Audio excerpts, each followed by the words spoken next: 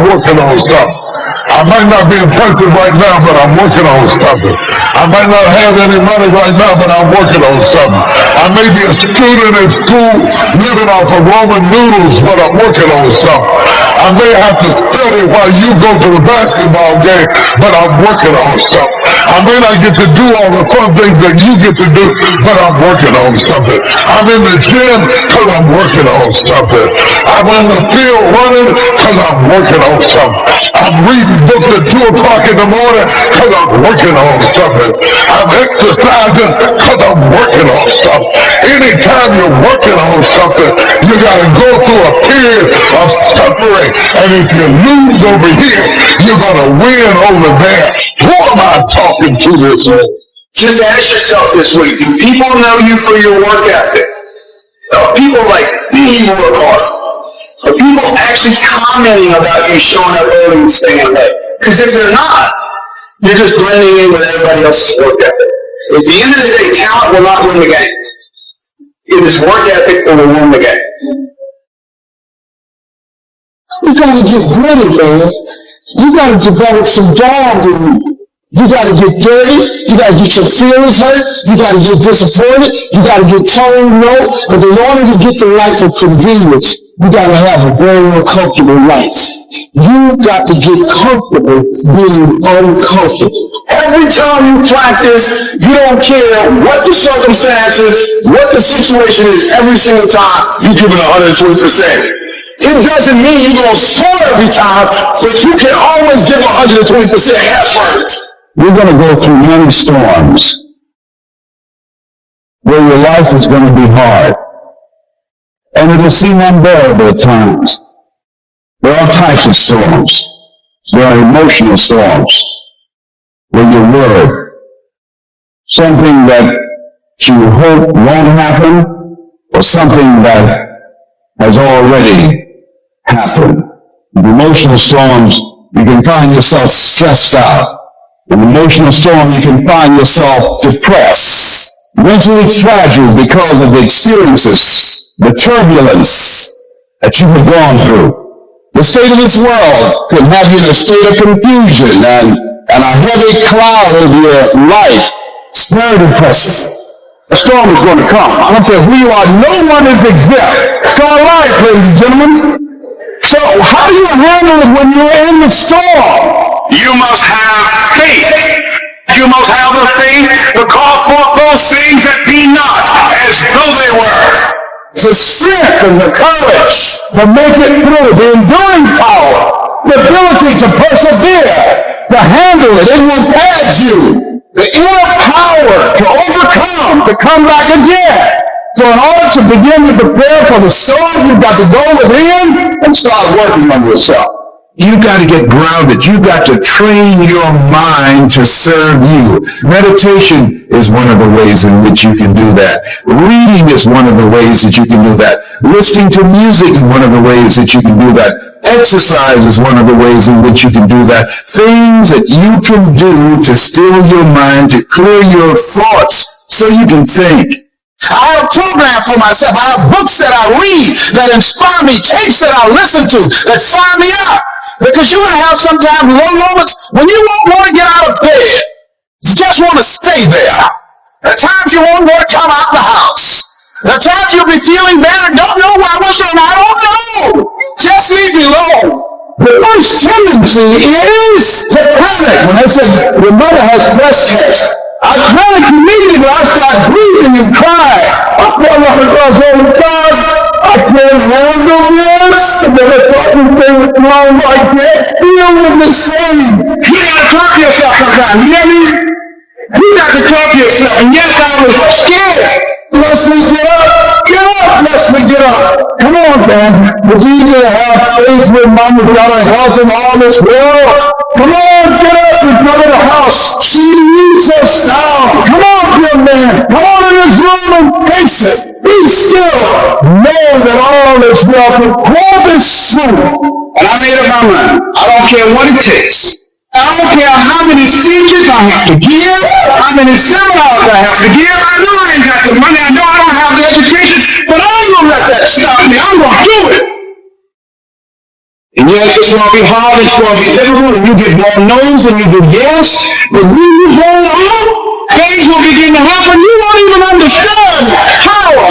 See, what the storm does, ladies and gentlemen, it empowers you. It strengthens you. When you go through a storm, when you come through that kind of experience and able to reclaim your life, you come back with a certain kind of power, and you'll never be the same again after that experience. There's certain things, when you go through those things, and you come up out of those things, you come up a different kind of person, different spirit, different power, different energy that builds character. Don't ever say when you're going through some rough time, I'm going through a really bad, tragic time. No. See, I'm going through a character building experience. Tough times never last, but tough people do. You should take pride in wanting to quit and not quitting. Hey, it's really hard right now, dude. You're really struggling right now. But here's the thing. Right now is when everybody else quits. Right now is when everybody else is going to fall behind. Right now is when everybody else decides to do something that's easier or faster or not as hard. And that's what gets you ahead. That's what gets you to have pride. Because those struggles, those feelings, those things that are difficult, they are there to test you. This pain, this conflict, this tragedy, this tribulation is the test. Don't fail it. Stay strong. Don't ever quit. Struggle is a privilege. Hardship is a privilege, because those struggles, those hardships, those things that you face will turn you into an unstoppable motherfucking machine. How easy is it to get up in the morning when you know you're not doing all that it takes? It's not very easy at all. You can just lay there awake thinking, oh, what's a few more minutes in bed? It won't matter much anyway. Wrong. It does matter. It will matter. Now, how easy is it to get up in the morning when you're pouring it on, doing the best you can, anxious to get going, make progress toward your dreams? It's a whole different story. When you're resting to renew your reserves, it's much different than resting to avoid your day. When you're psyched up and excited for your life, when you're excited for what you've planned to accomplish for the day, it's amazing. You'll wake up before the alarm clock even tries to startle you awake. Your successes fuel your ambition.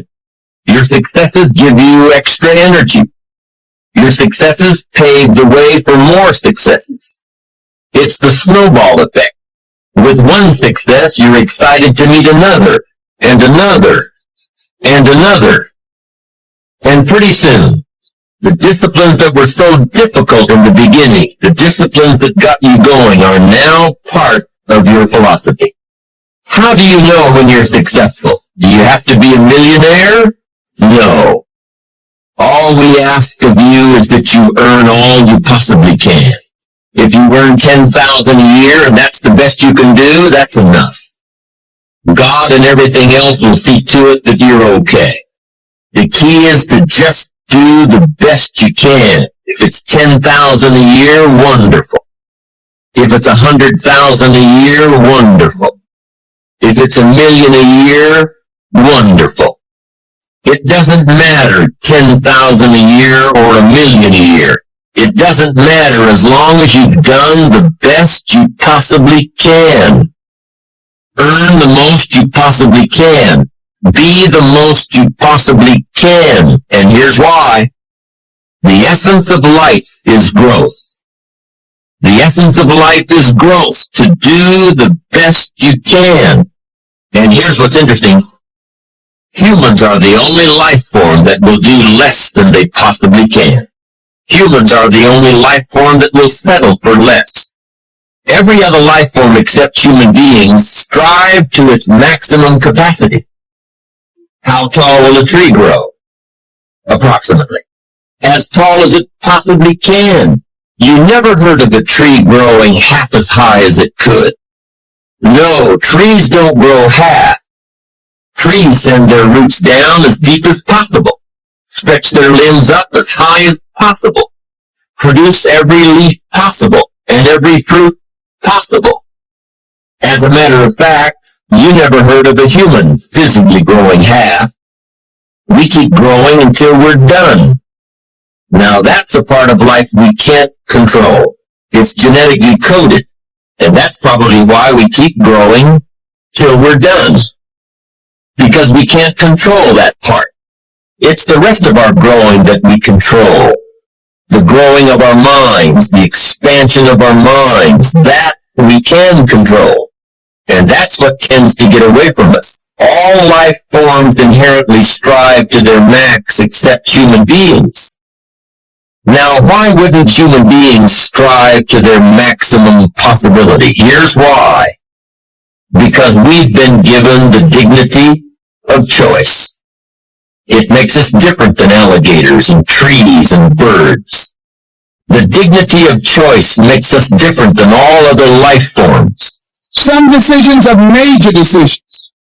And also there are a lot of small decisions that we don't make. But they tax our minds. They drain our energy. They create a lot of anxiety and nervousness and mental torment because we don't take care of it. We decide not to decide, which is a decision. Deciding to decide, to act, is a major, major challenge for all of us at different points in different areas of our lives. And there are things that happen to us along the way, experiences that we have that prevent us from working through the mental block of acting. People predict that the friend they have now is the friend they'll have in 10 years. The vacation they most enjoy now is the one they'll enjoy in 10 years. And yet, people who are 10 years old will all say, no, that's really fake. Does any of this matter? Is this just a form of misprediction that doesn't have consequences? No, it matters quite a bit, and I'll give you an example of why. It bedevils our decision-making in important ways. Bring to mind right now for yourself your favorite musician today and your favorite musician 10 years ago. I put mine up on the screen to help you along. Now, we ask people to predict for us, to tell us how much money they would pay right now to see their current favorite musician perform in concert 10 years from now. And on average, people said they would pay $129 for that ticket. And yet, when we asked them how much they would pay to see the person who was their favorite 10 years ago perform today, they say only $80. Now, in a perfectly rational world, these should be the same number, but we overpay for the opportunity to indulge our current preferences because we overestimate their stability. Why does this happen? We're not entirely sure, but it probably has to do with the ease of remembering versus the difficulty of imagining. Most of us can remember who we were 10 years ago, but we find it hard to imagine who we're going to be. And then we mistakenly think that because it's hard to imagine, it's not likely to happen. Sorry, when people say, I can't imagine that, they're really talking about their own lack of imagination and not about the unlikelihood of the event that they're describing. The bottom line is, time is a powerful force. It transforms our preferences, it reshapes our values, it alters our personalities. We seem to appreciate this fact, but only in retrospect. Only when we look backwards do we realize how much change happens in a decade. It's as if, for most of us, the present is a magic time. It's a watershed on the timeline. It's the moment at which we finally become ourselves. Human beings are works in progress that mistakenly think they're finished. The person you are right now is as transient, as fleeting, and as temporary as all the people you've ever been. The one constant in our life is change. Of doing those things that we know we ought to do. And so what I want you to think about is, what is there that you know you need to do, that you want to do this, but for some reason or another, you've been holding back. For some reason or another, you just have not been able to gather your nerves or be able to work through the procrastinating or putting it off or justifying or blaming. Some reason or another, you just haven't done it. And you know you want to do this. You really want to do this, but you don't know why you haven't done it. We know that this is not easy. Because in order to begin to reinvent your life, you've got to make a conscious, deliberate, determined effort. That you really got to put all of yourself into it. It's very challenging to act, to do those things. There are times when you're looking at them and say, I know I need to do this, but I don't feel like it. See, life also things that can inspire us that. See, if you don't have the courage, and that's what it takes, courage. It takes guts to do that which you know you need to do. If you don't have the courage to act, life many times will move on you and make you act. I don't want to do it. I know I need to do it, yet leave me alone. No, I don't want to do it.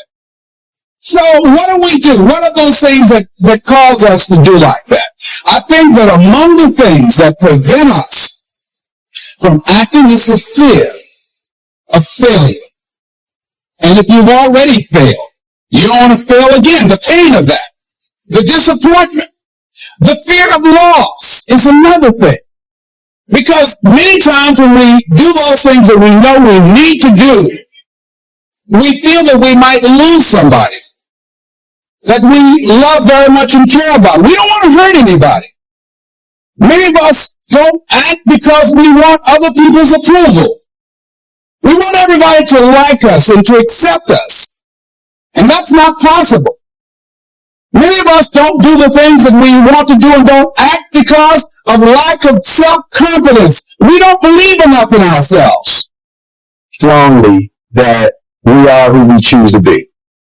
And one of the things that you've got to do is you've got to watch your inner conversation and discipline your thinking and your imagination, because if you don't, your mind will take you on a wild trip, talking to you, telling you what you can't do.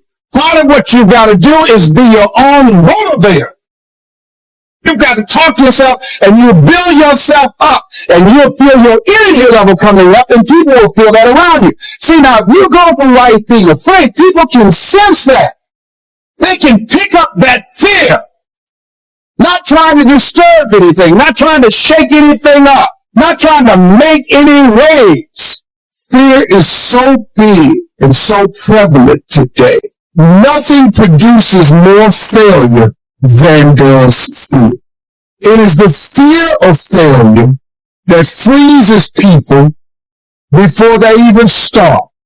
It is the fear of failure that causes you not to want to deal with the rejection and the potential hurt that failure causes. So fear cripples you on so many levels. But how is it that some people somehow manage to get by in it? What is it that you can do that would help you overcome whatever fear you're facing? Well, here's what I was taught. And this has helped me in my life, my career, my family, my jobs, my ambition, everything. You overcome fear with your dreams. I want y'all to listen to me closely. You overcome fear with your dreams. Steve, how my dreams gonna make me overcome my fear? Because I want you to listen to me. Because the dream is everything. The Bible says a man without a dream or a vision shall perish. The dream is everything. See, if you have no dreams and visions, you will perish. You will die in fear. You will die sitting somewhere in fear without dreams and visions. Dreams are the counterpoint to all fear. I want you to dream so big. I want you to want something so incredible. I want you to dream of having something that's so spectacular that if it doesn't happen, you would be miserable. Man, if I don't make this dream come true, I'm going to be miserable. I want you to dream so big that not reaching your dreams is unacceptable.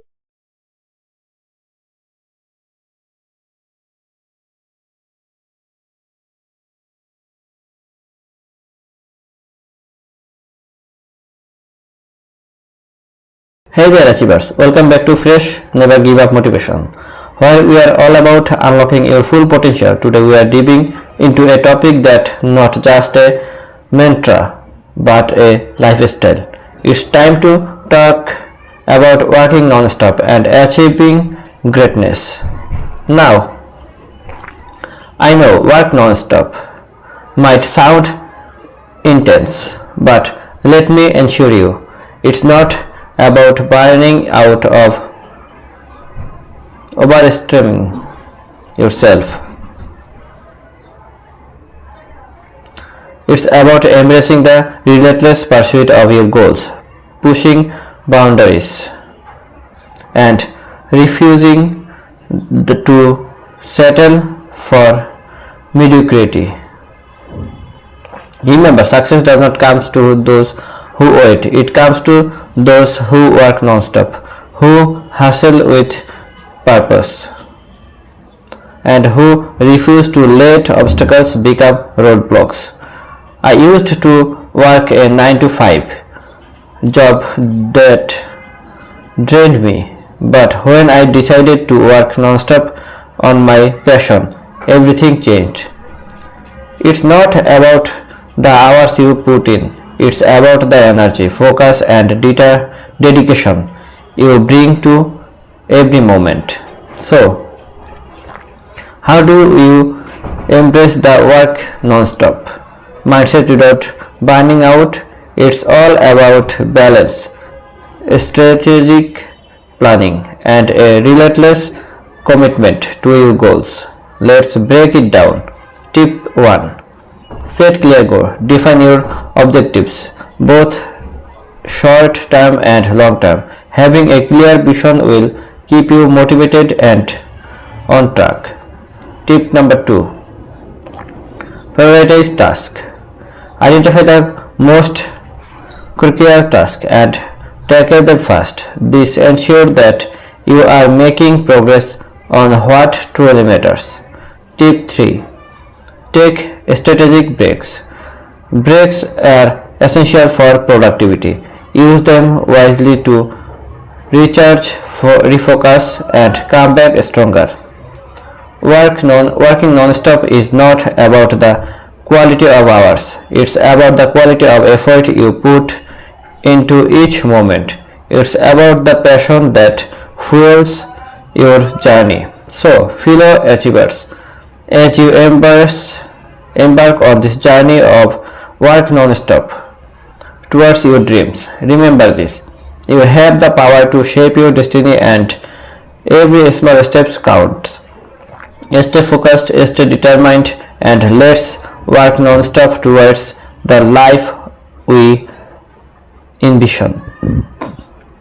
If you enjoyed this video, don't forget to like, subscribe, and hit the bell icon for more motivational content. Until next time, keep working non-stop and make those dreams a reality.